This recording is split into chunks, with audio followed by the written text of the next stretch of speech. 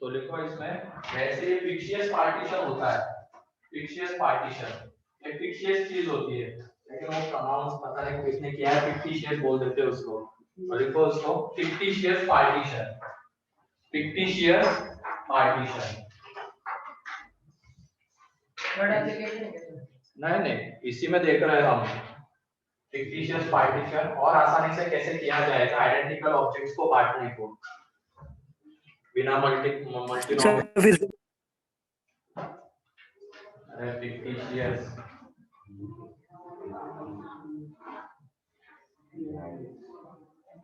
partition,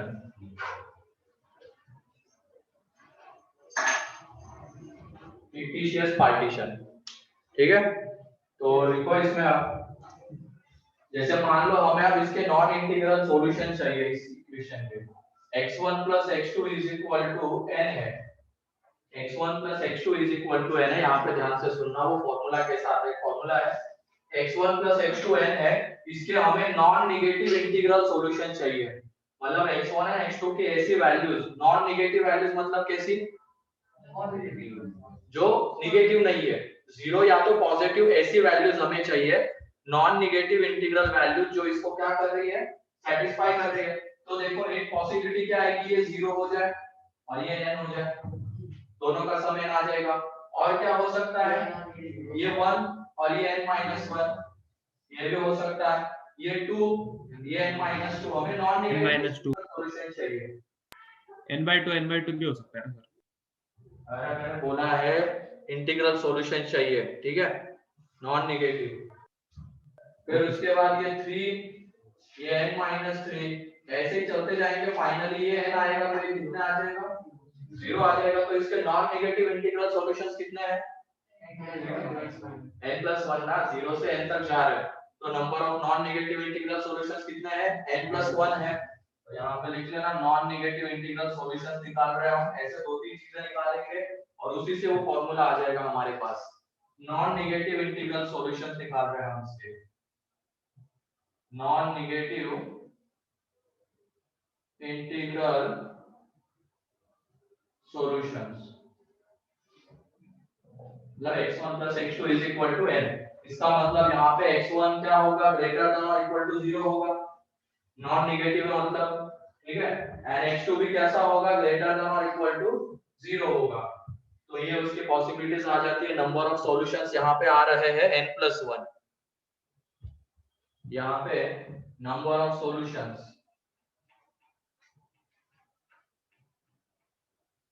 is equal to है ये n+1, ठीक है, ये n+1 आ गया।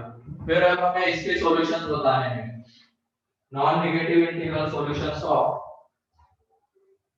या तो इसको करने का दूसरा तरीका देखो, अब इसको फिक्टिशियस पार्टीशन क्यों कहा जाता है, ये तो आ गया n+1 काउंट करके हमने देख लिया। अब हम क्या करते हैं, यहाँ पे इसको ऐसे रीड करते हैं, ये n आइडेंटिकल ऑब्जेक्ट्स है, रीड कैसे कर रहे हैं, ये n आइडेंटिकल ऑब्जेक्ट्स है और इसको हमें दो में बांटना है,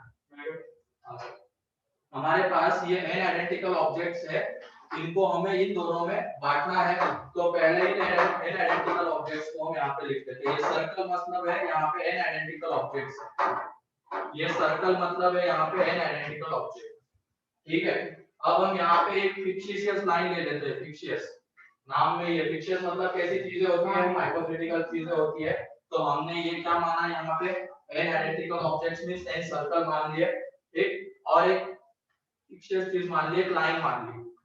ये लाइन क्या कर रही है, इस जो n पार्टिकल्स है या n आइडेंटिकल ऑब्जेक्ट्स को पार्ट में डिवाइड कर रही है, एक इधर वाला पार्ट और एक इधर वाला पार्ट आ जाएगा, इधर वाला पार्ट जाएगा मान लो x1 के पास और इधर वाला पार्ट आएगा x2 के पास। अब बताओ अगर मैंने लाइन को यहाँ पे दे दिया तो x1 के पास कितने चले जाएंगे, 4, और इधर कितने बचेंगे, n-4। ये लाइन यहाँ पे भी तो आ सकती है, तो उस केस में x1 के पास कितने जाएंगे, 3, एंड x2 के पास n-3, मतलब हमें अलग अलग सॉल्यूशन मिल रहे हैं ना, अगर हम लाइन की पोजीशन चेंज कर रहे हैं तो, ठीक है, अगर लाइन की पोजीशन हम यहाँ पे चेंज कर रहे हैं बीच में, तो हमें ये अलग अलग सॉल्यूशन मिल रहा है। अगर लाइन को हमने यहाँ पे दे दिया तो x1 के पास कितने जाएंगे, 0, एंड x2 के पास n आ जाएंगे, मतलब पहला सॉल्यूशन हमें मिलेगा, फिर उसके बाद यहाँ पे हमने ले ली लाइन, x1 के पास एक जाएगा, x2 के पास n-1 आएंगे।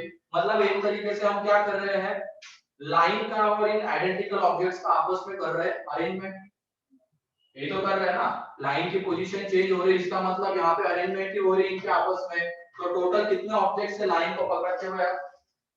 n+1 सर्कल्स और एक लाइन, n+1 ऑब्जेक्ट्स। तो इनके आपस में अरेंजमेंट n+1 फैक्टोरियल से, लेकिन उसमें से n सर्कल्स क्या है, आइडेंटिकल, तो डिवाइडेड बाय क्या आ जाएगा, n फैक्टोरियल। तो इससे भी वो हमें फार्मूला मिलेगा, मतलब रिजल्ट मिलेगा n+1 नंबर ऑफ सॉल्यूशंस। ये फिक्शियस चीज है, हाइपोथेटिकल चीज है, तो इसकी वजह से इसका नाम है यहाँ पे फिक्टिशियस पार्टीशन। देखो हम पार्ट में डिवाइड भी कर रहे हैं और एक फिक्शियस चीज है, उसकी वजह से इसका नाम वो पड़ा है। लिखो ना, वही तो मैंने, उसी से फॉर्मूला आने वाला है।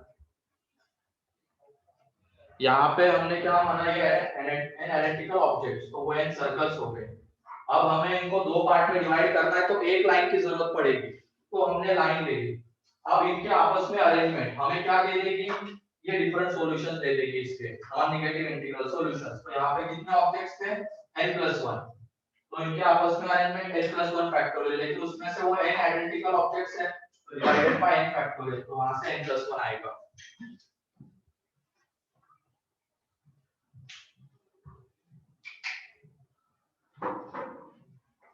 हो गया? ये मैंने ये तो फिक्शियस पार्टीशन, इसी वजह से उसका नाम पड़ा है। पार्ट में डिवाइड भी कर रहे हैं और एक फिक्शियस चीज है वो। यहाँ पे अगला है, अब नॉन नेगेटिव इंटीग्रल सॉल्यूशंस हमें चाहिए x1 + x2 + x3 = n। अब यहाँ पे क्या है, n आइडेंटिकल ऑब्जेक्ट्स को हमें तीन में बांटना है। तो यहाँ पे x1 ग्रेटर देन और इक्वल टू 0 तो आएगा, क्योंकि हमें नॉन नेगेटिव इंटीग्रल सॉल्यूशन चाहिए। x2 भी ग्रेटर देन और इक्वल टू 0 एंड x3 भी ग्रेटर देन और इक्वल टू 0। अब यहाँ पे बताओ हमें कितनी लाइंस की जरूरत पड़ेगी? दो लाइंस की जरूरत पड़ेगी, क्योंकि तीन पार्ट में डिवाइड करना है। तो देख लो, एक लाइन मान लो हमने यहाँ पे ली, तो दो लाइन है, ये वाला पार्ट किसके पास जाएगा, इस लाइन पे पहले वाला x1 के पास, इन दोनों के बीच का x2 के पास, और उसके उधर वाला x3 के पास। और इनके अगर हम आपस में अरेंजमेंट करेंगे तो हमें क्या मिलेगा, इसके डिफरेंट सॉल्यूशंस मिलेंगे। तो कितने तरीके से अरेंजमेंट होगी इनके आपस में, n+2 factorial upon n factorial 2 factorial कैसे आइडेंटिकल मानी जाएगी, तो यहाँ से वो रिजल्ट आएगा। देखो तो सही, इससे फॉर्मूला आता है, इसको हम ऐसे भी तो लिख सकते हैं ना, n+2 C2 लिख सकते हैं।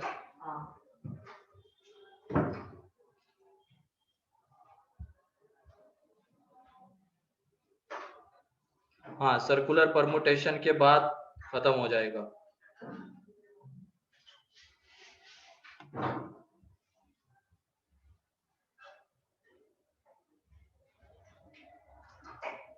आ जाओ जल्दी आया करो, थोड़ा 15 मिनट। यही तो आंसर है उसका, n+2 C2 number of solution. n+1 C1 पहले वाले का, तो पहले वाले में n+1 लिखा है ना, उसको तुम ऐसे भी लिख लेना n+1 C1। क्लियर है क्या ये रितेश? समझ में मतलब क्या नहीं आया इसमें समझ में?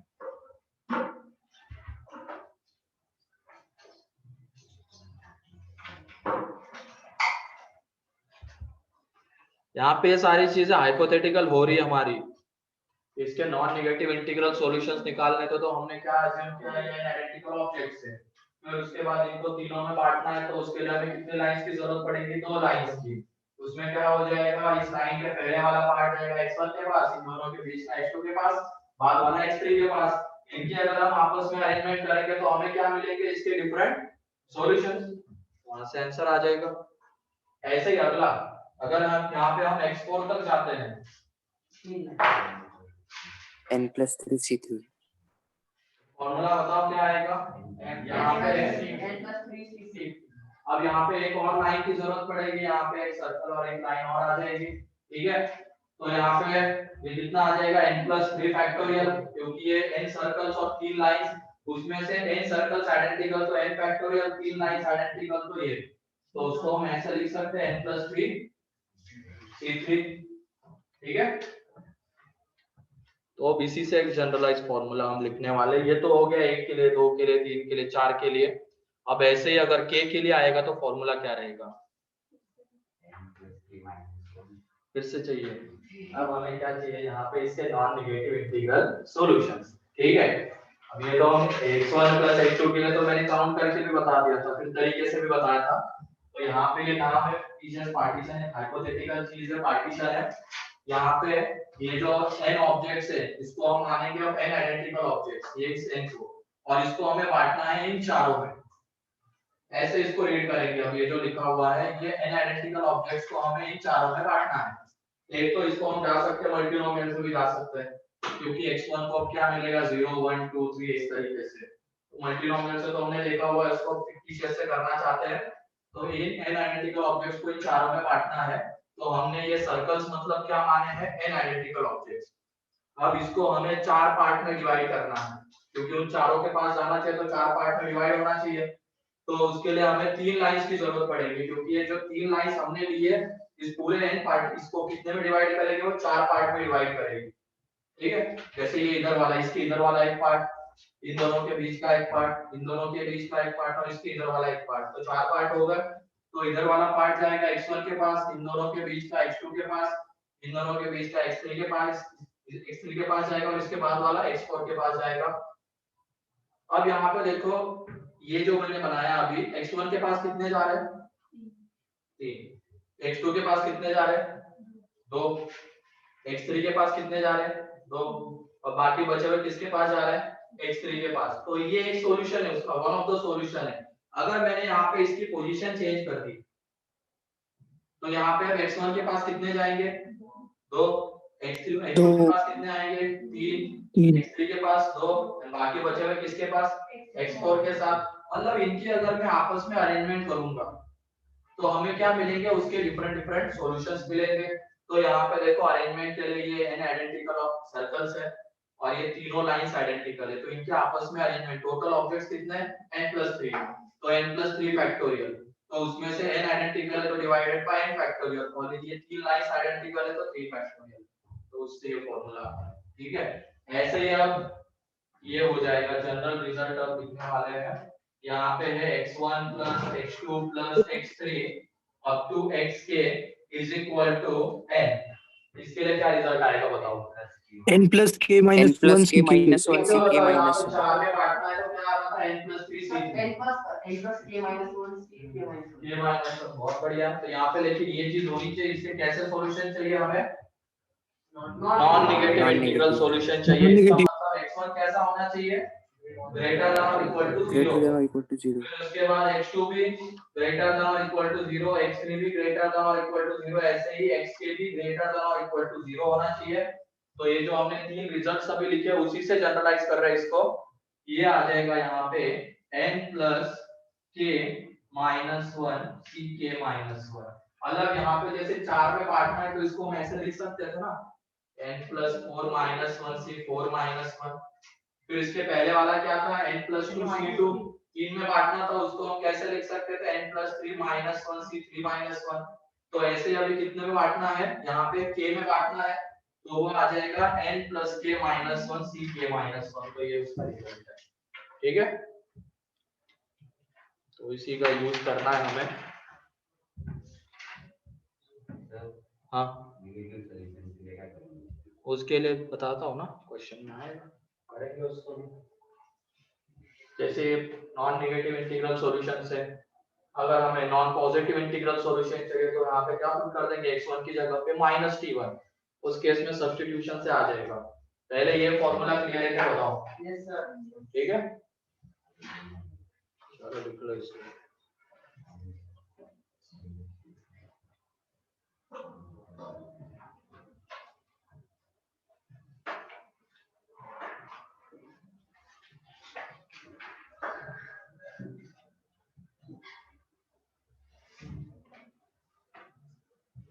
अब मैंने मल्टीनोमियल में नंबर ऑफ टर्म्स का फॉर्मूला भी यही लिखवाया था।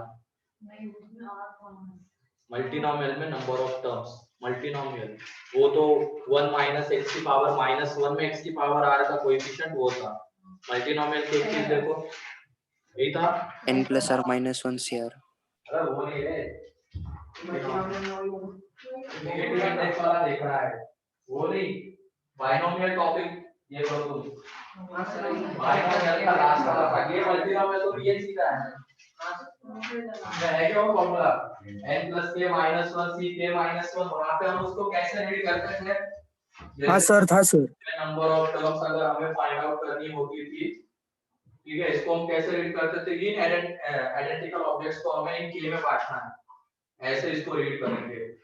ऐसे तो था ना वहां पे x plus y की पावर n, फिर n को हम x और y में बांट रहे थे तो अलग अलग पावर्स, मतलब एक्सपेंशन में इस तरीके से रीड किया था उसको, सेम चीज। तो वो वाला फॉर्मूला इस तरीके से आता है, ठीक है। तो इसके क्वेश्चंस लिखते हैं हम, लिखो।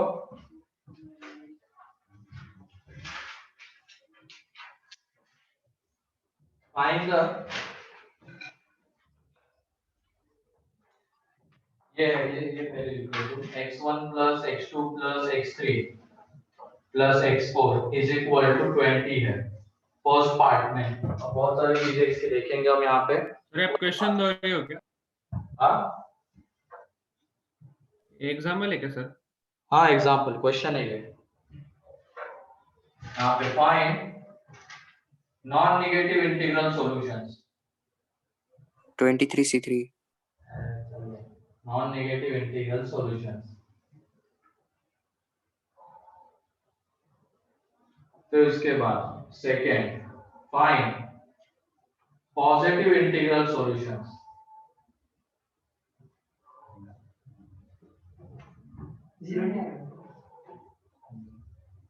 सोचना भी यहाँ पे। फिर उसके बाद find even positive integral solutions.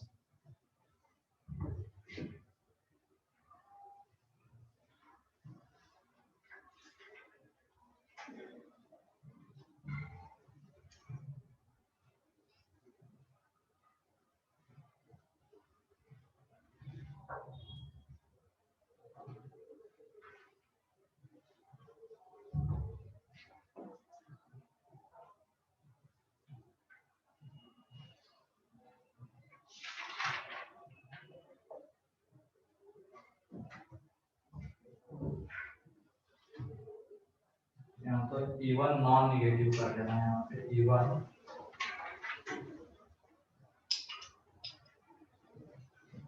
कितने पार्ट से? 24C3 है क्या सेकंड का? 23 फर्स्ट का, सेकंड का। सेकंड का इतना है, ऐसा नहीं। 23 तो सेकंड Sir, second का 20C3. है 20C ये आएगा। आता कैसे हो देखो, पहला वाला तो मेरे ख्याल से डब्ल्यू कर दिया होगा। क्या आ रहा है कॉस्ट का? 23C3, क्योंकि यहाँ पे कितना था 20 आइडेंटिकल ऑब्जेक्ट्स को 4 में बांटना है, तो 20 + 4 - 1C, तो 23C3 उसका रिजल्ट आएगा। जो फॉर्मूला लिखा है उसके साथ ही रिलेट करना है डायरेक्टली। अगले वाले में क्या है लेकिन पॉजिटिव। यहाँ पे जो नॉन नेगेटिव था ये भी लिखते जाना, वहां पे नॉन नेगेटिव था इसका मतलब x1 क्या है, ग्रेटर देन और equal to 0, x2 greater than और equal to 0 and x4 greater than और इक्वल टू 0, ठीक है। और यहाँ पे x1 की मैक्सिमम वैल्यू क्या हो सकती है? 20 हो सकती है, 20. ठीक है। यहाँ पे x1 की वैल्यू मैक्सिमम 20 हो सकती है, तो ये भी लिखते जाओ, x1 की मैक्सिमम वैल्यू 20, तो ऐसे लिखो सब। यहाँ पे जो x1 होगा 0 से बड़ा है, 20 से छोटा तो होना चाहिए, क्योंकि 20 से बड़ा तो हो नहीं सकता वो।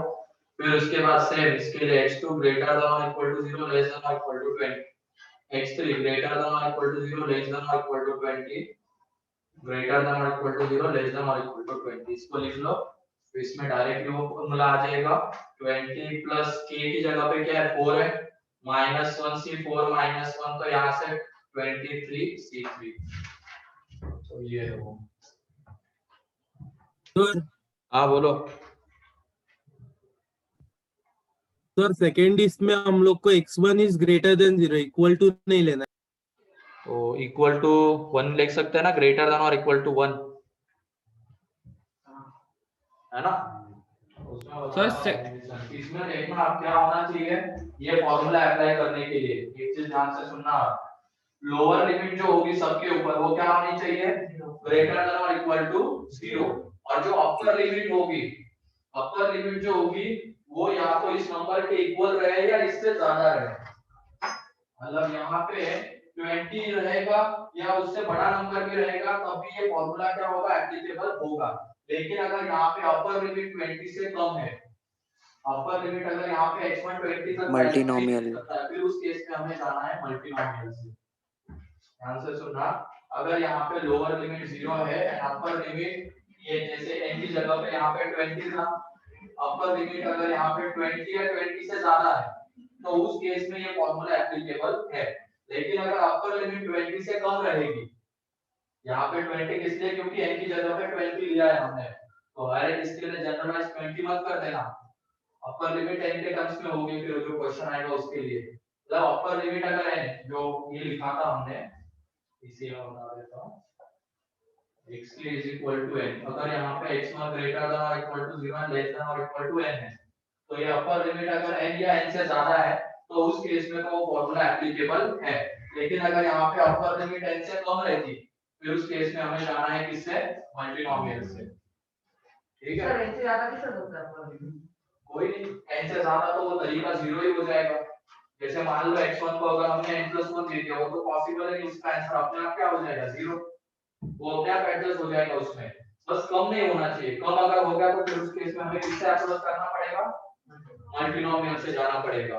ठीक है, सेकंड का आंसर 17 फैक्टोरियल अपॉन, चलो बता देता हूँ वो क्या आता है। अब सेकंड का ये तो क्लियर है ना, कब अप्लाई करना है या lower limit 0 and upper limit n या n से बड़ी होनी चाहिए, उस केस में ये फॉर्मूला एप्लीकेबल होगा। अगर अपर लिमिट n से छोटी रहती है फिर उस केस में हमें जाना पड़ेगा मल्टीनोमियल से। तो सेकंड वाला लोअर लिमिट को हम एडजस्ट करवा सकते हैं, यहाँ पे लोअर लिमिट की कोई दिक्कत नहीं है, बस अपर लिमिट की झंझट होती है, वो अगर कम हो रही है फिर उस केस में मल्टीनोमियल से जाना है। यहाँ पे अब x1 क्या रहेगा, ग्रेटर देन और इक्वल टू 1, ठीक है। फिर उसके बाद x2 क्या रहेगा, ग्रेटर देन और इक्वल टू 1, फिर x3 भी क्या रहेगा, ग्रेटर देन और इक्वल टू 1, एंड x4 भी कैसा रहेगा, ग्रेटर देन और इक्वल टू 1, क्योंकि हमें कैसे सॉल्यूशन चाहिए, पॉजिटिव इंटीग्रल सॉल्यूशन चाहिए। इसका मतलब वो 1 या 1 से बड़ा कोई इंटीजर ले सकता है, ये आएगा। अब लोअर लिमिट को हमें क्या करना था, 0 करना था, तो इसमें हम यूज करने वाले हैं सब्स्टिट्यूशन। कैसे, तो वो देख लो, 1 को उधर लेके चले जाएंगे,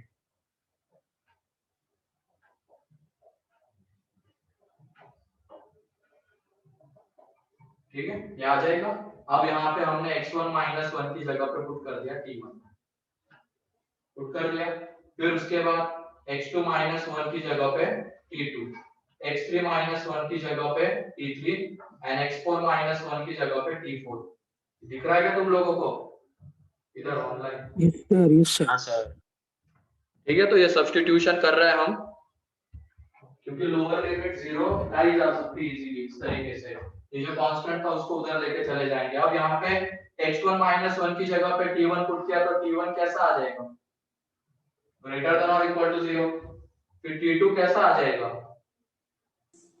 t3 भी आ जाएगा ग्रेटर देन और इक्वल टू 0, क्योंकि x1 -1 ग्रेटर देन और इक्वल टू 0 है ना, एंड t4 भी आ जाएगा सिमिलरली ग्रेटर देन और इक्वल टू 0।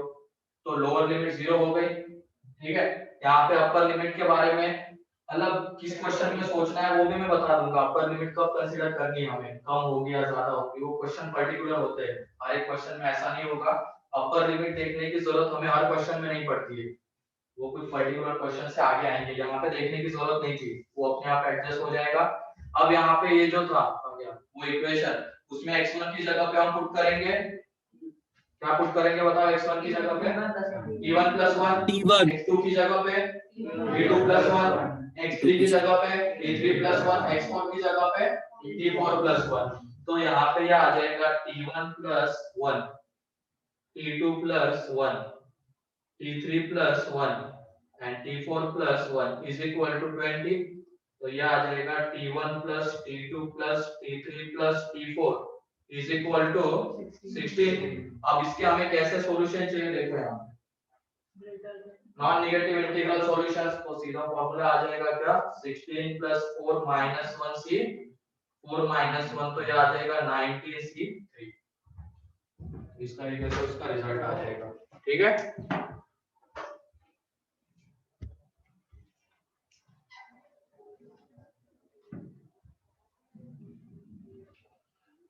तो लोअर लिमिट को एडजस्ट करवा सकते हैं।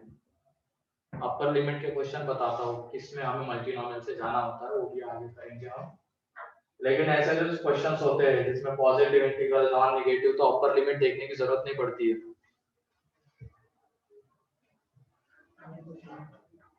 हो गया, अगला करो E1 non negative integral solutions. तो x1 की जगह पे क्या पुट करेंगे, हमें x1 E1 चाहिए, x2 भी E1 चाहिए, x3 भी E1 चाहिए, x4 भी E1 चाहिए। 2t1 2t1 2t2 2t3 हाँ सही है, ये पुट करेंगे, बताओ क्या आएगा। 13c3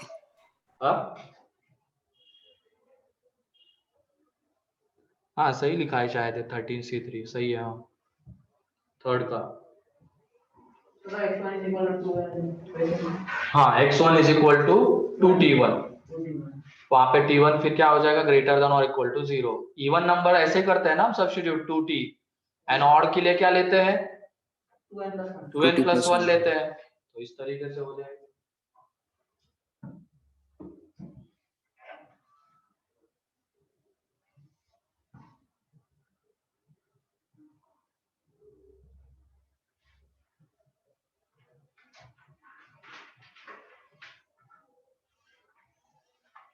इसको मल्टीनोमियल से भी कर सकते हैं, तो मल्टीनोमियल से तो आ ही जाएगा।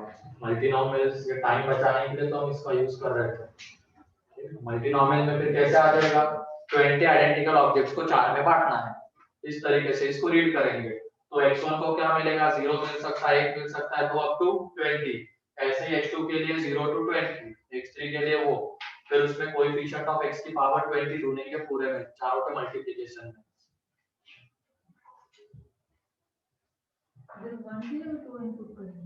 x की जगह पे, x1 की जगह पे। ठीक है, तो अगला देख लो यहाँ पे सर, हाँ 13C3 है।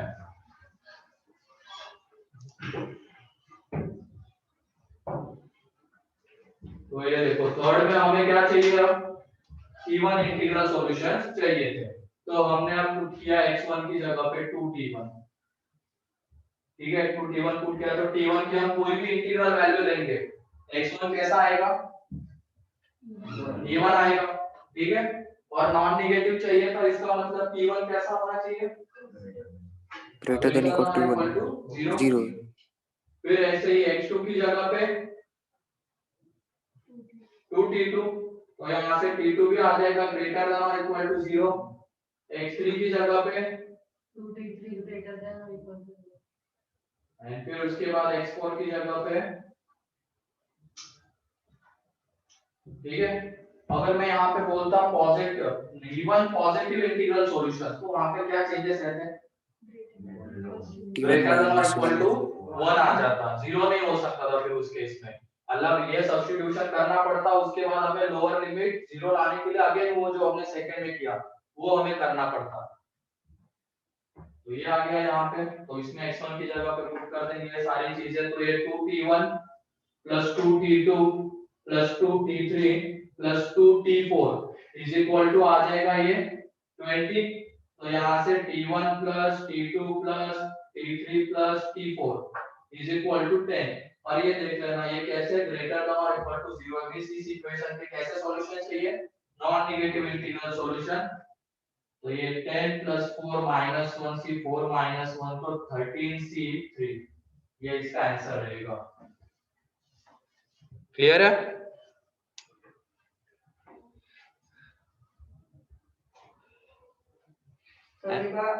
सर फोर्थ का आंसर, सर हाँ सर फोर्थ का आंसर और 15c3 फोर्थ का 11c3 है, 11c3 11c3 सॉरी हाँ 11c3 minus 13c3। हाँ वो भी कर सकते हो। टोटल में से इवन वाले माइनस कर देना, बचे क्या, और ऐसा भी कर सकते हैं ना। टोटल आंसर क्या आया है 23c3, उसमें से कौन से माइनस कर देंगे, इवन वाले माइनस कर देंगे तो बचेंगे कौन से सॉल्यूशन? ऑड वाले बचेंगे।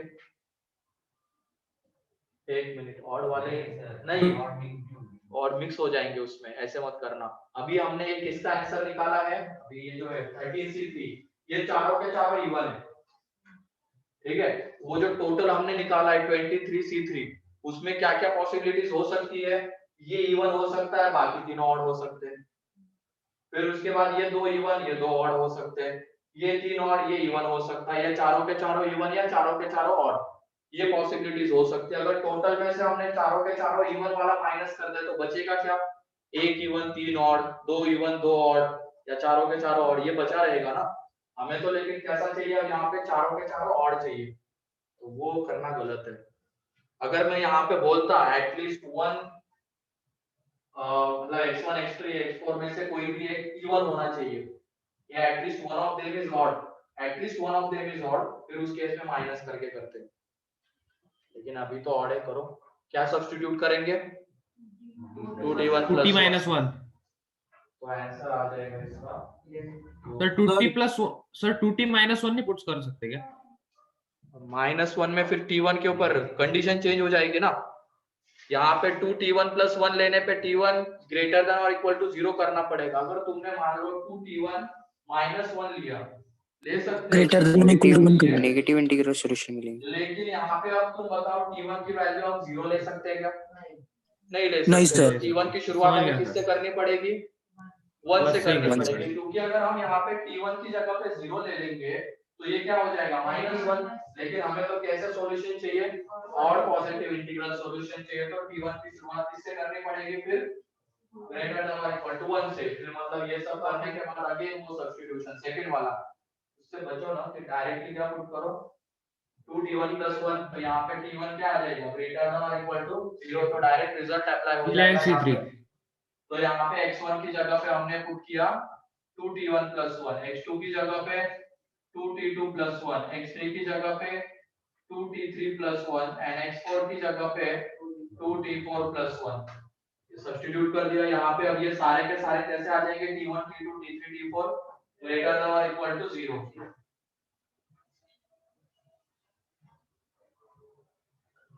तो ये जो इक्वेशन है ये बन जाएगा 2t1 + 1 + 2t2 + 1 + 2t3 + 1 + 2t4 + 1 is equal to 20।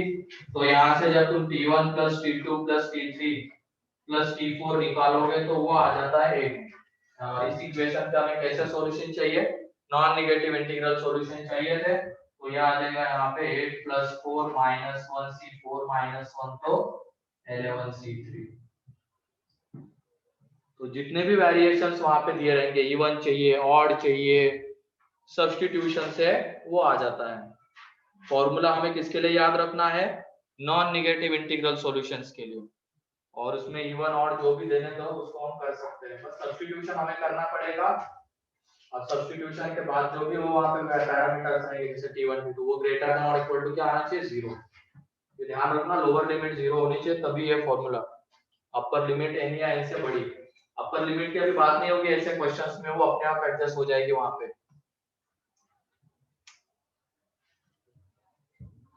Clear है? ठीक है, अगला find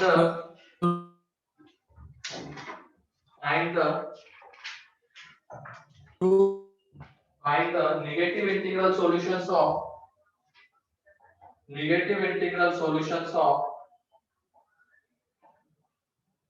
this.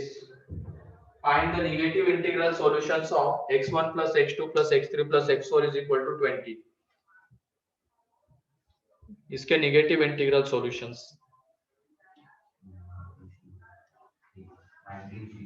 1960।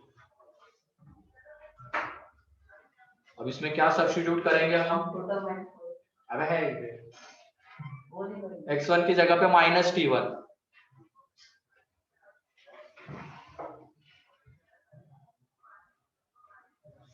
सब्स्टिट्यूशन से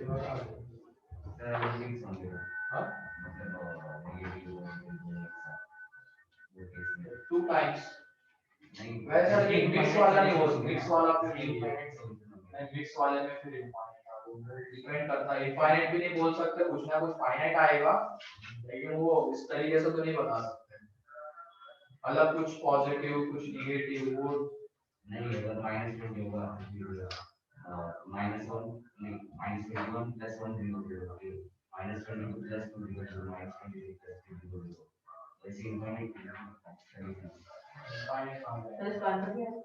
नेगेटिव इनफाइनाइट आएंगे। माइनस 24 4 0 0, माइनस 25 0, इसके 0 के साथ सर वहाँ पे आपने x1 plus x2 is equal to -20 लिया है क्या? -20 लिया बेटा, सर -17 यहाँ पे सब्स्टिट्यूशन देखो ये करना पड़ेगा। x1 is equal to -t1, x2 is equal to -t2, x3 is equal to -t3 and x4 is equal to -t4।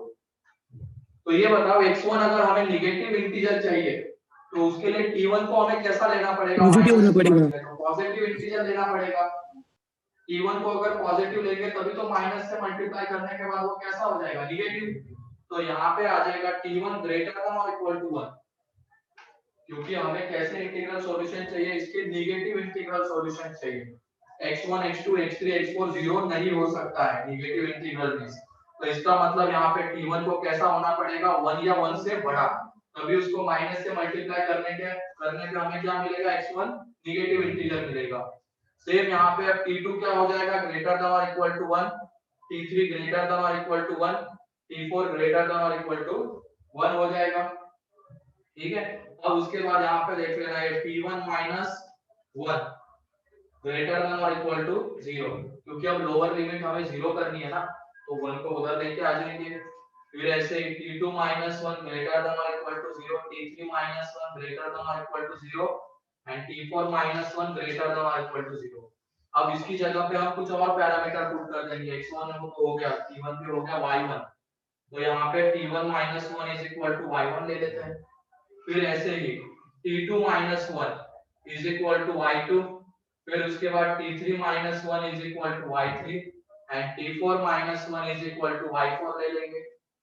ठीक है, तो अब इसके बाद ये देख लेना, यहाँ पे y1 कैसा हो जाएगा? ग्रेटर देन और equal to 0, y2 greater than और equal to 0, y3 greater than और equal to 0 and y4 greater than और इक्वल टू 0। हो गया, लोअर लिमिट 0 आ गई। ठीक, अब यहाँ पे पहले हमने क्या पुट किया है? माइनस, तो ये बन जाएगा यहाँ पे t1 plus t2 plus t3 plus t4 is equal to 20। ये बन गया। अब उसके बाद t1 की जगह पे क्या पुट किया है? y1 प्लस 1 पुट किया है, t2 की जगह पे y2 प्लस 1, t3 की जगह पे y3 प्लस 1 है, t4 की जगह पे y4 प्लस 1। तो ये आ जाएगा यहाँ पे y1 plus y2 plus y3 plus y4 is equal to 16। अब यहाँ पे y1 y2 y3 y4 greater than और इक्वल टू 0, इसका मतलब इसके कैसे solutions? Non negative integral solutions. तो फार्मूला आ जाएगा 16 + 4 - 1 c 4 - 1, तो ये आ जाता है यहाँ पे 19c। ये सारी चीजें मतलब पहले पॉजिटिव सॉल्यूशंस बनाने के लिए हमने सब्स्टिट्यूशन किया, फिर उसके बाद लोअर लिमिट 0 करने के लिए हमने सब्स्टिट्यूशन किया, एंड फाइनली जो आता है फिर उसके हमें कैसे सॉल्यूशन चाहिए होंगे? नॉन नेगेटिव इंटीग्रल सॉल्यूशन, तो वो फार्मूला लग जाएगा।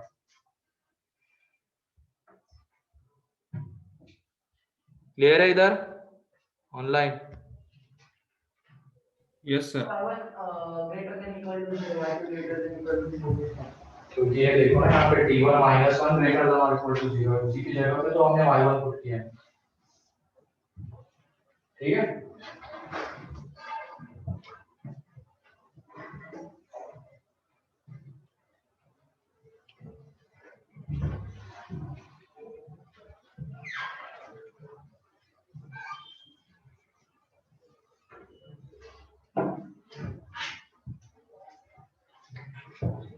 फिर उसके बाद ये फाइंड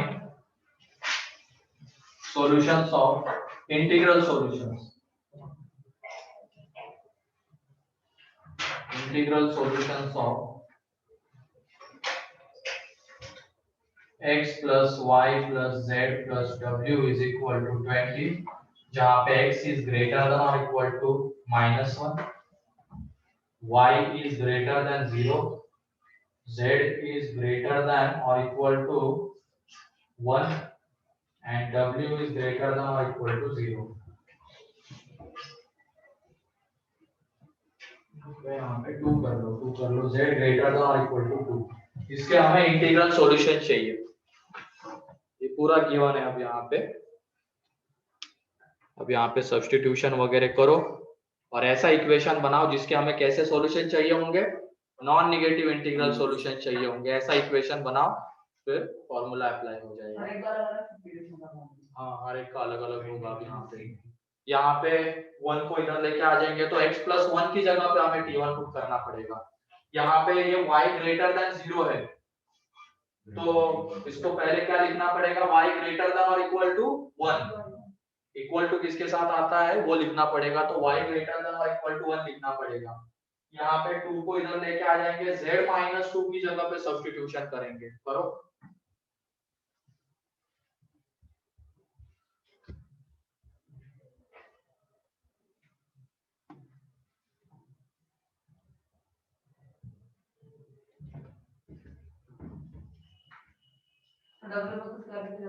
W तो ऐसे ही, उसमें तो कुछ नहीं, क्योंकि वो ग्रेटर देन और इक्वल टू 0 तो उसको छेड़ना ही नहीं है.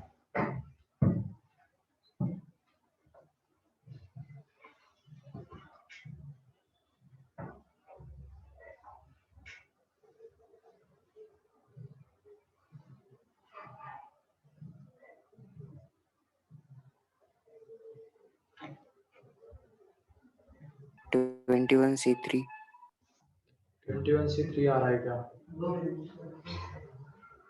यार?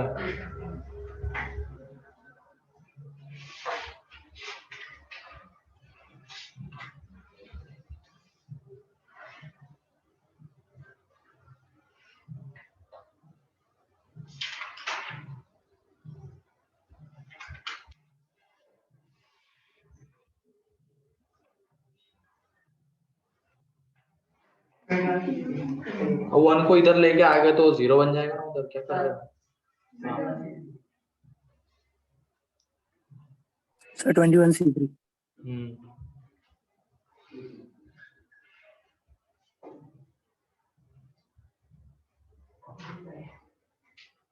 या आ जाएगा करना ऐसा.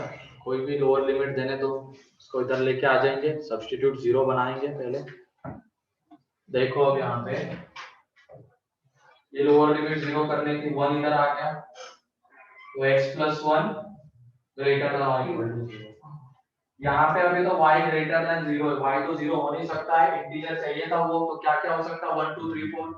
तो मतलब y कैसा है, ग्रेटर देन और इक्वल टू 1 है. फिर यहाँ पे ये 2 को इधर लेके आ जाएंगे तो z - 2 ग्रेटर देन और इक्वल टू 0. और w को तो कुछ करने की जरूरत नहीं क्योंकि वो ग्रेटर देन और इक्वल टू 0 ही है.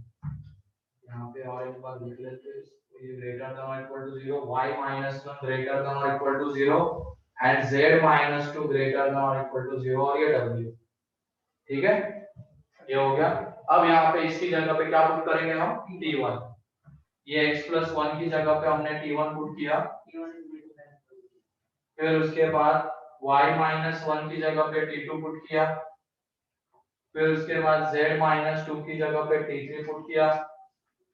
एंड ये रहने दो, इसको तो कुछ करना ही नहीं था, लोअर लिमिट उसमें 0 ही है. अब यहाँ पे t1 कैसा आ जाएगा, ग्रेटर देन और इक्वल टू 0, क्योंकि हमने x + 1 की जगह पे t1 पुट किया है, तो t1 ग्रेटर देन और इक्वल टू 0 आएगा. ऐसे यहाँ पे t2 क्या आ जाएगा, ग्रेटर देन और equal to 0, t3 greater than और equal to 0 and w greater than और इक्वल टू 0 है. ठीक है. अब ये जो इक्वेशन था इसमें हम x की जगह पे क्या पुट करेंगे बताओ, t1 - 1. ठीक है. y की जगह पे क्या पुट करेंगे, T2 + 1 t2 + 1 t2 + 1 and z की जगह पे क्या पुट करेंगे, t3 + 2 t3 + 2.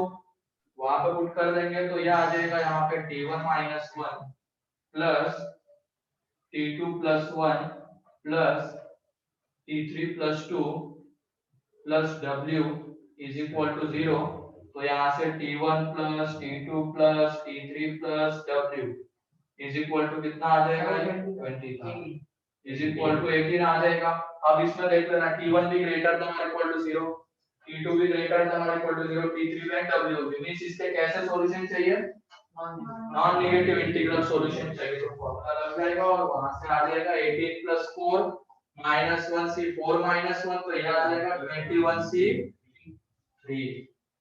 तो ये इसका आंसर है। सर आपने सेकंड सेट किया ना x + 1 > 0, हाँ। वहां से सीधे सब्स्टिट्यूट कर दो, उसका स्टेप में तुरंत लिख सकते हैं ना। हाँ कर सकते हो। अब तू बताएगा स्टेप कम करना, पहले तो पूछता था सर ये बताओ बड़ा बड़ा के। हाँ नहीं यही सीखना है ना हमें, कम जितना स्पेस लगे उतना अच्छा है, माइंड में कैलकुलेशन जितने हो जाएंगे। क्लियर है इधर? Yes sir.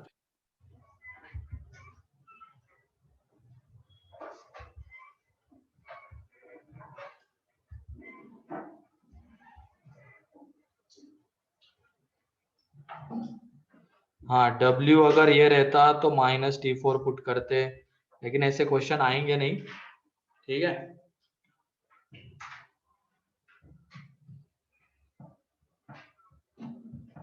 ठीक है। अगला अब लोअर लिमिट वाला भी एक देख लेते हैं, इसमें लोअर लिमिट n से कम रहती है। तो लिखो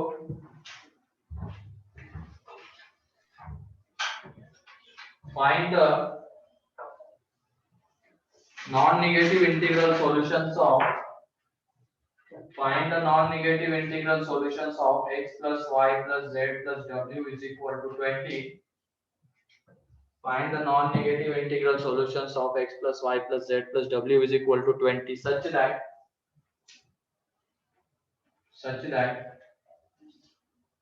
x, y, z and w take values from set 1, 2, 3, 4 up to 10. वो x, y, z, w इनमें से ही वैल्यू लेगा, तब उसके हमें number non negative integral solution बताना है। तो इसमें अब अपर लिमिट क्या रहेगी हर एक के ऊपर? 10। वो 20 तक जा सकता है क्या? नहीं जा सकता, क्योंकि मैक्सिमम वैल्यू वो 10 ही ले सकता है। तो ऐसे एग्जांपल में हमें किससे अप्रोच करना है? मल्टीनोमियल से अप्रोच करना है। ठीक है, अब इसको कैसे रीड करेंगे हम? हमें 20 आइडेंटिकल ऑब्जेक्ट्स को इन चारों में बांटना है। और किस तरीके से बांटना है? अगर x, y, z, w इनमें से वैल्यू ले रहा है तो हर एक के पास एटलीस्ट एक जाना चाहिए। एटमोस्ट 10 जा सकते हैं। तो ये क्वेश्चन हो जाएगा। फिर वो लैंग्वेज में अगर इसको लिखना होगा तो we have to distribute 20 identical objects into 4 different things such that each one will receive at least one object and at most 10 objects. उसी तरीके से तो यहाँ पे कोएफिशिएंट ऑफ x की पावर 20, तो x को देना है तो x के पास कम से कम x हो जाएगा। अब यहाँ पे वेरिएबल वो x ये अलग है और ये अलग है। ठीक है, यहाँ पे हमको मल्टीनोमियल में x की पावर में कराते ये अलग x है। फिर उसके बाद इसके पास जा सकता है 2 जा सकते हैं, इसके पास 3 जा सकते हैं, ऐसे इसके पास 10 ना सर, ऐसे कितनी बार आएगा ये? 4 बार आएगा। y के लिए z के लिए w के लिए, तो इसकी पावर में 4। यहाँ से क्या कॉमन आएगा? x बाहर आएगा तो क्या बन के बाहर आएगा? x की पावर 4 बन के बाहर आएगा। x की पावर 4, पावर में 4 है तो x की पावर 4 बाहर आ गया। अंदर में क्या बचा? अब तो x की पावर 9 एंड पावर में 4। अब यहाँ पे देखो पावर 4 तो है हमारे पास, तो बचे कितनी पावर चाहिए? 16 सही होगा। तो यहाँ से आ जाएगा कोएफिशिएंट ऑफ x की पावर 16 इसमें, और ये जीपी का सम देखो आ जाता है 1 माइनस x की पावर 10 अपॉन 1 माइनस x की पावर में 4। ठीक है, ये आ जाएगा। अब यहाँ पे ये 1 माइनस x ऊपर आ जाएगा। कोएफिशिएंट ऑफ x की पावर 16 चाहिए, ये 1 माइनस x की पावर 10 की पावर में कितना आ रहा है? 4, एंड यहाँ पे 1 माइनस x की पावर में माइनस। ठीक है, अब तुम इसमें बताओ क्या क्या पावर्स आएगी? ये पहले वाले में इंफिनिटी 4 के मल्टीपल्स। इसमें 0 आएगा, 10 आएगा, 20, 30 एंड 40 इतनी पावर्स आएगी। बाइनोमियल के एक्सपेंशन से बड़े इसकी जनरल टर्म क्या आती है 4C0 4CR 4C 1 to the power r 1 की पावर में 4 minus r and minus x to the power 10 की पावर में r, ये इसकी जनरल टर्म आएगी। अब यहाँ पे r क्या होता है होल नंबर और r क्या क्या वैल्यू ले सकता है 0 1 2 3 4 क्योंकि n 4 है तो यहाँ से x की पावर हमें कौन सी मिलने वाली है 0 10 20 30 एंड 40। तो केसेस क्या क्या बनेंगे यहाँ से अगर x की पावर 0 तो यहाँ से x की पावर 16, यहाँ से x की पावर 10 तो यहाँ से x की पावर 6 और कोई केस नहीं। हाँ इसमें तो पावर नेगेटिव थी तो इंफिनिटी तक जाते हैं तो इसके बाद कोई केस नहीं आएगी क्योंकि यहाँ पे अगर हम x की पावर 20 ले लेते हैं तो यहाँ पे x की पावर -4 से रहता लेकिन यहाँ पे तो सारी पावर्स कैसे आती है E1। तो ये दो केसेस। अब इसमें देख लो पहले वाले में हमें x की पावर 0 चाहिए तो r की जगह पे 0 पुट करना पड़ेगा तो यह आ जाएगा 4C0 यहाँ से आ रहा है ठीक है। और यहाँ से x की पावर 16 तो ये 4 + 16 - 1C 16। फिर उसके बाद यहाँ से x की पावर 10 चाहिए तो r की जगह पे अगर तो 10 तो है ना 1 पुट करना पड़ेगा ना r की जगह पे 1 पुट करेंगे तभी तो x की पावर 10 आएगा। तो ये आ जाएगा यहाँ पे 1 की पावर में और ये -1 की पावर में भी 1 हो जाएगा तो -4C1 और यहाँ से x की पावर 6 चाहिए तो 4 + 6 - 1C6 तो ये 4C0 तो ये होता है तो यहाँ पे आ जाएगा 19C16 - 4C1 इनटू ये हो जाएगा यहाँ पे 9C6। ये इसका आंसर है जब रेस्ट्रिक्शन रहते हैं तो मल्टीनोमियल से अप्रोच करना है। देखो क्या देख रहे हो इतना उसको कौन सा माइनस की पावर r की जगह पे 1 पुट किया तो x की पावर 10 आ गई तो पॉजिटिव आना चाहिए ना। अरे यहाँ पे देखो ना इसको कैसे लिख सकते हैं हम ये 1 की पावर तो गया यहाँ पे ये जो -x की पावर 10 है इसकी पावर में r है इसको हम ऐसे लिख सकते हैं लिख सकते हैं। अब r की जगह पे हमें जब x की पावर 10 चाहिए था तो r की जगह पे हमने 1 पुट किया -1 की पावर 1 माइनस आ जाएगा ना कुछ का माइनस में तब भी तुम बोल सकते हो।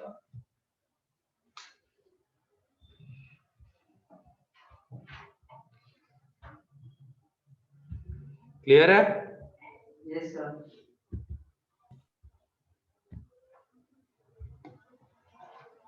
तो जब अपर लिमिट कम होती है वो दिख जाता है क्वेश्चन में जैसे ये अपर लिमिट 10 ही है और वहां पे कितना था 20 था तो मल्टीनोमियल से ही जाना है।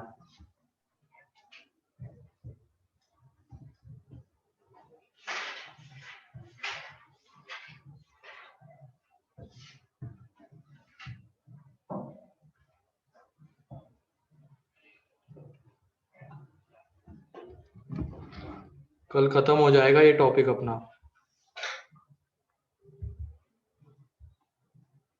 फिर उसके बाद परसों से स्ट्रेट लाइन नया तो फिर टॉपिक। कोनिक सेक्शन क्या हाँ बाद में straight conic line section straight line sir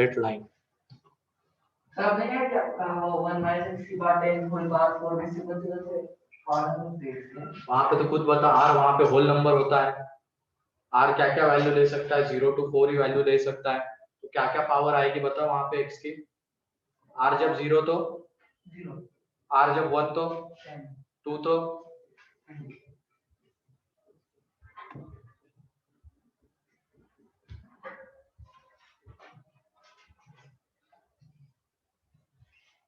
अभी दो ही बाकी है straight line and circle. SOT तो तुम लोग देख रहे हो है ना। हाँ सिर्फ ऐसे ही बोल रहे हो यहाँ पे उसके पहले फॉर्मूले पूछूंगा मैं 15 तारीख को फॉर्मूले पूछूंगा सब लोगों से एसओटी के ठीक है और फिर 20 तारीख का डिस्कशन होगा ध्यान रखना। क्या फॉर्मूले इतने नहीं है 2-3 नहीं है 40-50 फॉर्मूले वो भी छोटे छोटे नहीं है बड़े बड़े है देखना तू सिमिलरली कंफ्यूज हो जाता है इसमें r cos a, फिर दूसरे में 2r cos a cos b, confusion बहुत होता है उसमें। सर वो सब साइन और कोसाइन के लिए है।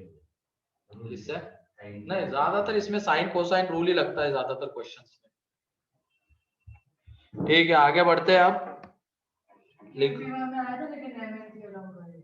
एक ही तो आया था, तुम बोल रहे हो पूरा एसओटी से भरा हुआ था पेपर, कौन था?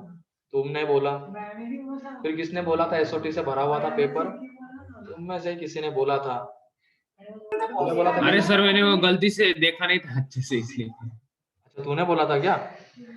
हाँ सर उसमें वो ट्रायंगल के सम थे तो मुझे समझा ही नहीं उसमें, मतलब फॉर्मूले यूज करने थे पर एग्जैक्टली समझा नहीं उसमें क्या। अच्छा ठीक है, कोई डांट रहा था क्या तेरे को?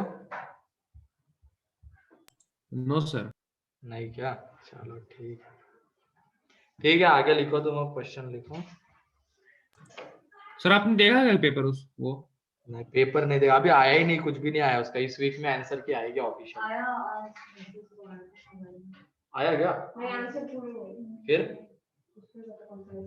मैसेज आया था।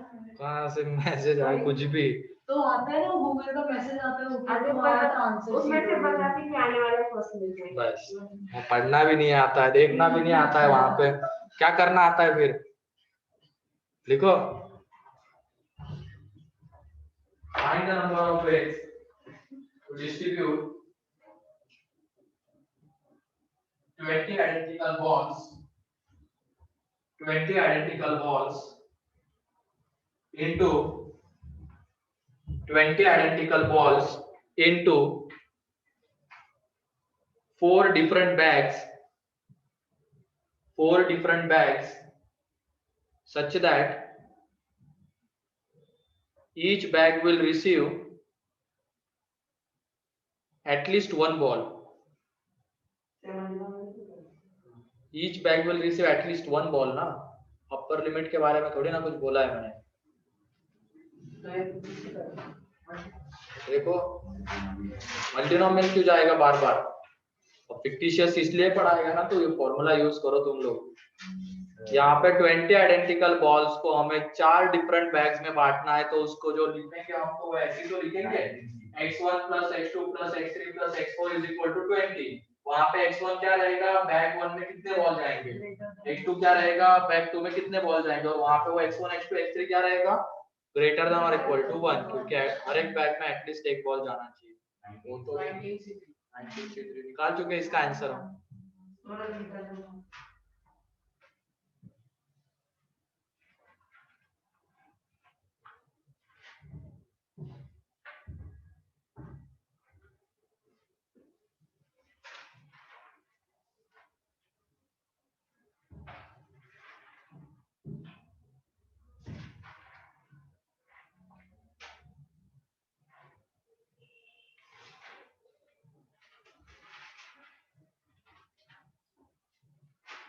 तो यहाँ पे x1 plus x2 plus x3 plus x4, यहाँ पे x1 क्या रहेगा, बैग 1 में कितने बॉल्स जाएंगे, x2 क्या रहेगा, बैग 2 में कितने जाएंगे, बैग 3 में कितने जाएंगे, और बैग 4 में कितने जाएंगे। अब हर एक बैग में एटलीस्ट एक बॉल जाना चाहिए, तो यहाँ पे जो x1 रहेगा वो ग्रेटर देन और equal to 1, x2 greater than और equal to 1, x3 greater than और equal to 1 and x4 greater than और इक्वल टू 1। तो ये तो किया हुआ ना हमने, क्या 1 को उधर लेके जाएंगे, फिर उसकी जगह पे d1 पुट करेंगे, तो आंसर क्या आ रहा था इसका, 19C3 आ रहा था। सर आप बोल रहे थे कि प्रैक्टिकली काउंटिंग पीएनसी का तो कर सकते हो ना काउंटिंग करने में। नहीं, अब तुम बोलोगे क्वाड्रेटिक का प्रैक्टिकल यूज बताओ, कहां से पैदा करोगे उसको? ट्रिगो का बता सकते हैं, हाँ एंगल वगैरह, क्या बोल रहा तू? बाकी कोई बोलेगा सीक्वेंस सीरीज का प्रैक्टिकल, क्या वो तो अब डिपेंड करता है, फिजिक्स में सीरीज बनती है, केमिस्ट्री में भी कुछ कुछ सीरीज बन जाती है, हमें पता नहीं है बनती है कि नहीं बनती है। नेगेटिव इंडेक्स वाला अभी तक यूज हुआ कि नहीं हुआ केमिस्ट्री में? हुआ होगा, नहीं हुआ क्या? आएगा कहीं ना कहीं। क्यों सिखाते, क्योंकि एप्लीकेशन है उसके लिए, तो बस लॉग उसी के ऊपर तो पूरा टिका हुआ है, मैथ्स के ऊपर। मैथ्स हटा दो तो तुम्हारा फिजिक्स गया, फिजिक्स का कुछ बेस ही नहीं रहेगा, मैथ्स ही तो है, इंटीग्रेशन डिफरेंशिएशन मैथ्स है वो। हाँ बेसिक हाँ बेसिक है, ठीक है। चलो आगे लिखो, find the number of veg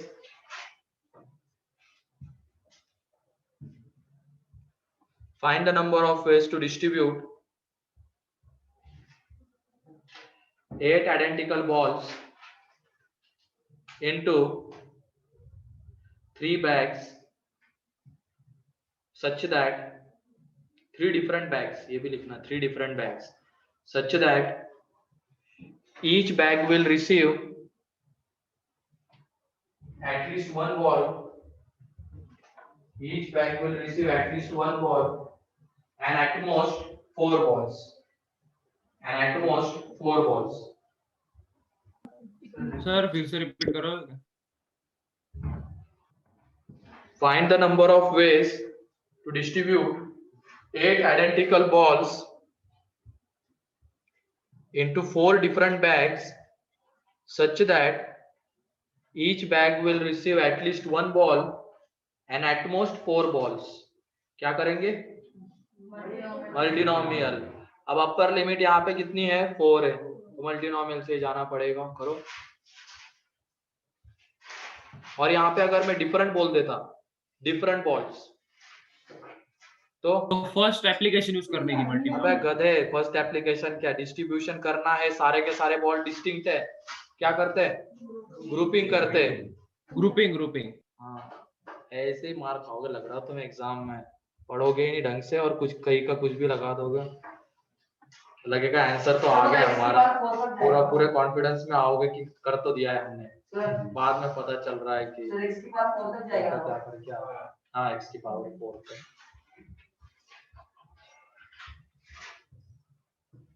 पहचानना जरूरी होता है कहाँ पे क्या लगने वाला है, ठीक है, इसमें यही मेन है। एक बार वो पता चल जाता है कि फिर तो कोई दिक्कत नहीं है, एनसीआर ये फॉर्मूले तो आसान से यूज कर।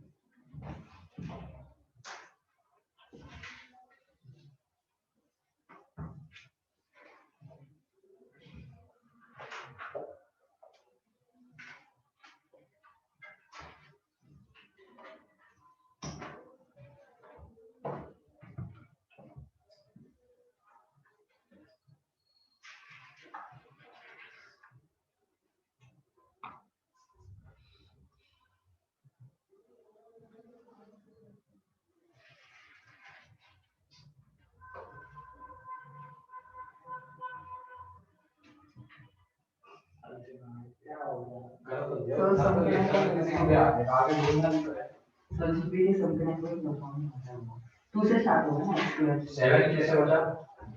हाँ वो कोई भी नंबर x प्लस है क्योंकि x कॉमन है, तो सब में से x कॉमन आएगा, तो 3 बाहर आएगा, x को बाहर है, हाँ x के बाहर आएगा, मतलब x के बाद 5 तो सम करो सम नीचे वाले को ऊपर लेके आते हैं। नहीं आप इधर लिखा है 1 - x के बाद सही लिखा है, हाँ जो खुद को भरोसा नहीं है खुद ही।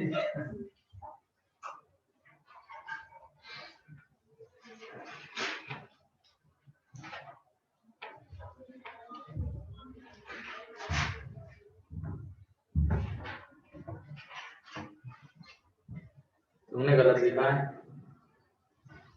तो इसमें चार पांच कैसे x की पावर 0 का, x की पावर 1 कहाँ गया?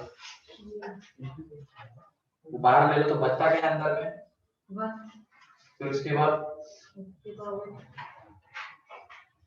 तरह की कैसे फिर उसके बाद एक कम रह गया ना,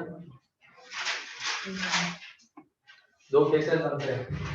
तो यहाँ पे देखो क्या था, ये x1 plus x2 plus x3 plus x4 x3 था इज इक्वल टू 8। यहाँ पे x1 ग्रेटर देन और equal to 1 and less than और इक्वल टू 4 है।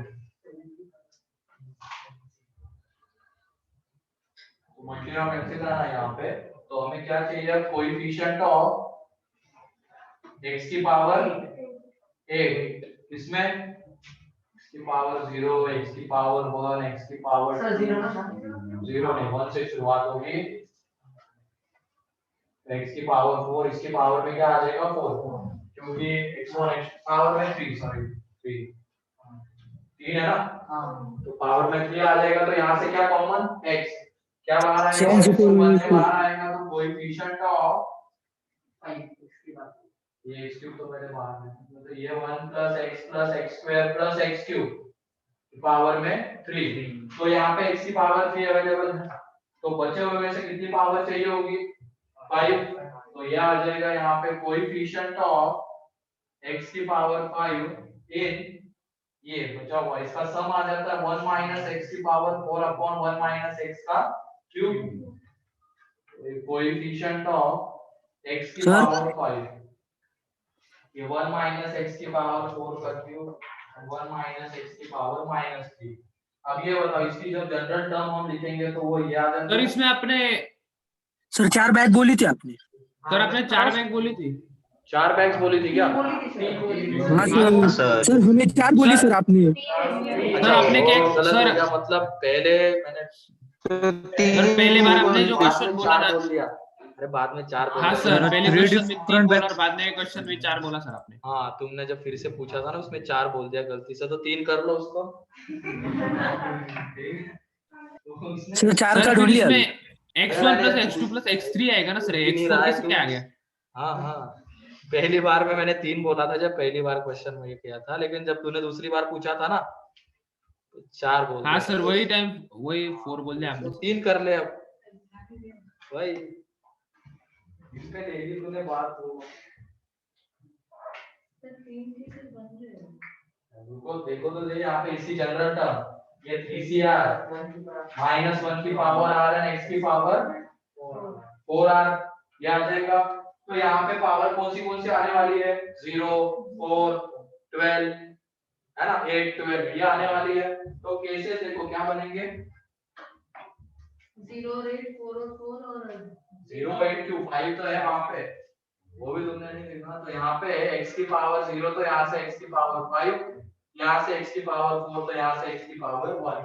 और कोई केस नहीं, ठीक है। तो इसमें x की पावर 0 का कोएफिशिएंट तो वो आ जाएगा 3c0, और इसमें x की पावर 5 का कोएफिशिएंट चाहिए इसमें, तो ये आ जाएगा यहाँ पे 3 + 5 - 1 फिर उसके बाद यहाँ पे x की पावर 4 चाहिए था, r की जगह पे 1 पुट करना पड़ेगा, तो वो आ जाएगा -3c1, एंड अगले वाले में x की पावर 1 का कोएफिशिएंट तो वो आ जाएगा 3 + 1 - 1c1, ठीक।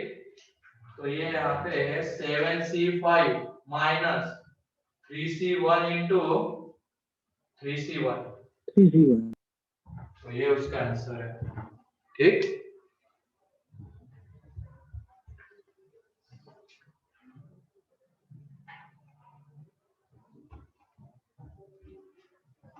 क्लियर?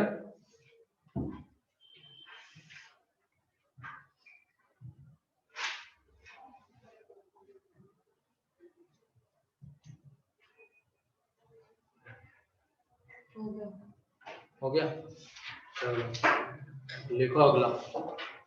नहीं हुआ sir.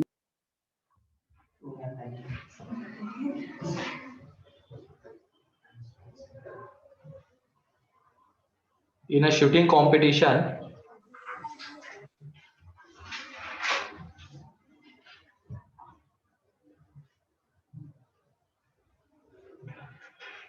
person can score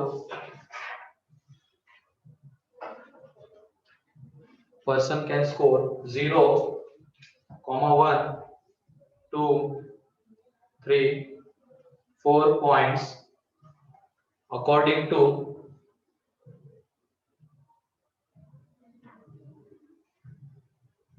hit, मतलब जो भी वहां पे जाके हिट करेगा ना उसके अकॉर्डिंगली इतने पॉइंट्स उसको मिलेंगे। 0 मिल सकता है, बीच में लगेगा तो 4 मिलेंगे, साइड में कहीं लगेगा तो 3 मिलेंगे, नहीं लगेगा तो 0 मिलेंगे, ऐसी वो कंपटीशन है। Then find the number of veg,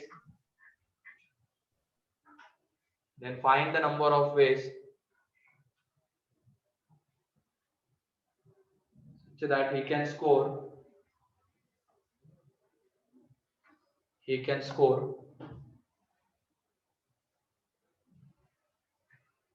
8 points in 5 shots।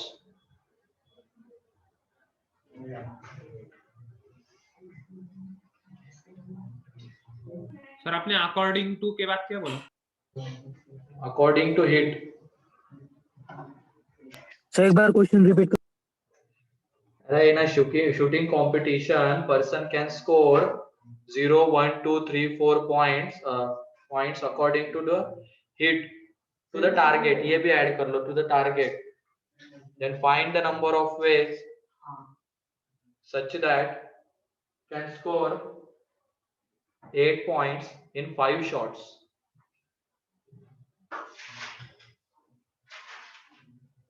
Equation लिखना आ गया तो काम हो गया इसका। पहले शॉट पे 0, 1, 2, 3, 4, दूसरे शॉट पे 0, 1, 2, 3, 4, ऐसे कितने शॉट्स है?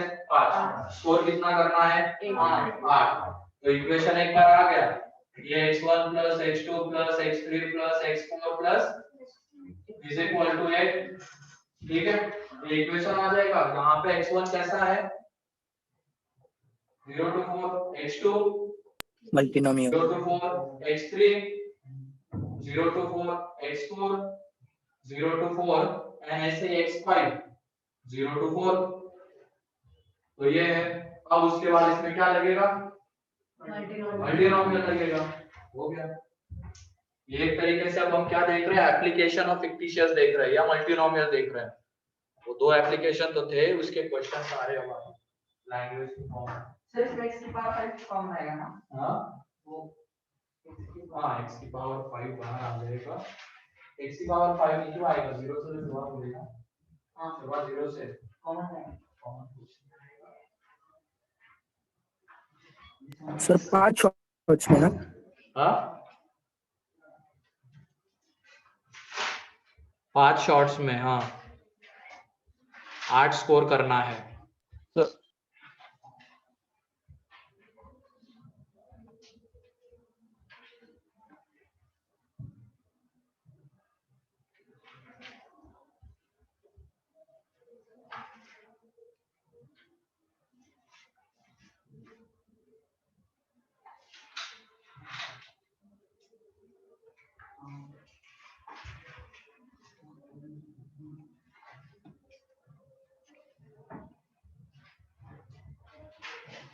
दो केसेस बनेंगे।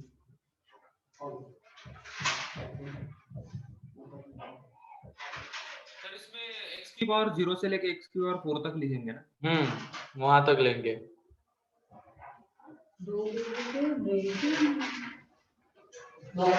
दो बनेंगे ना। एक 0 और 3 लेंगे, दूसरी बार तो 4 आ जाएगा, इधर नेगेटिव लेंगे। 3 क्यों? एक 5 पहले से आ गया ना। क्यों आया 5 पहले से? वो 0 से शुरुआत होगी तो 5 x क्यों बाहर ले लिया तुमने? हर एक क्वेश्चन में कुछ ना कुछ गड़बड़ है ही, इसलिए मिस्टेक बोलोगे फिर इसको। तो लास्ट इक्वेशन भी है सर। ये तो बंद हो जाएगा, 2% रहेगा।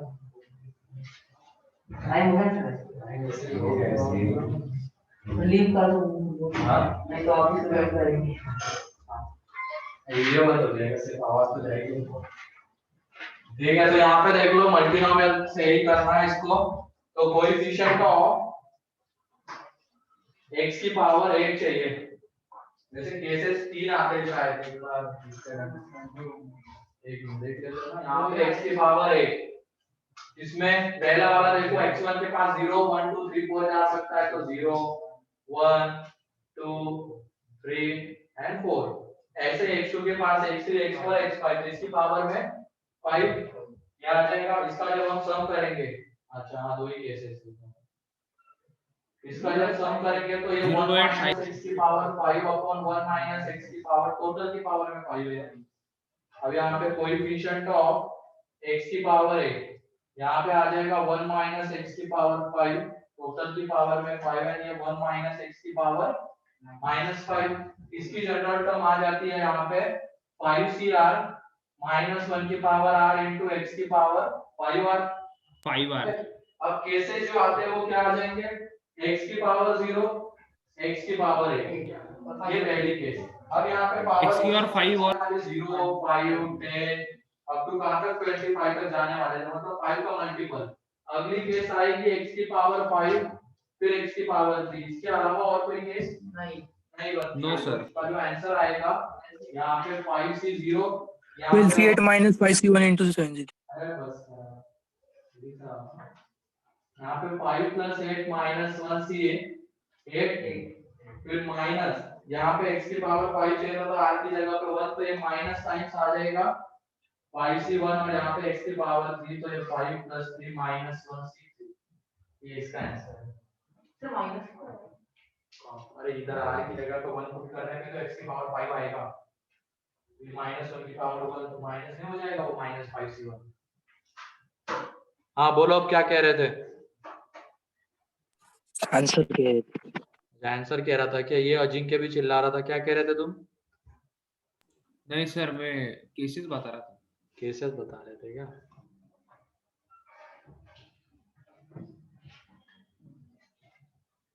तो क्लियर है अब ये? कल इसके और कुछ एप्लीकेशन देखेंगे हम आगे, कल खत्म हो जाएगा ये। चलो आज के लिए इतना ही है। Bye sir. Bye bye. Bye sir.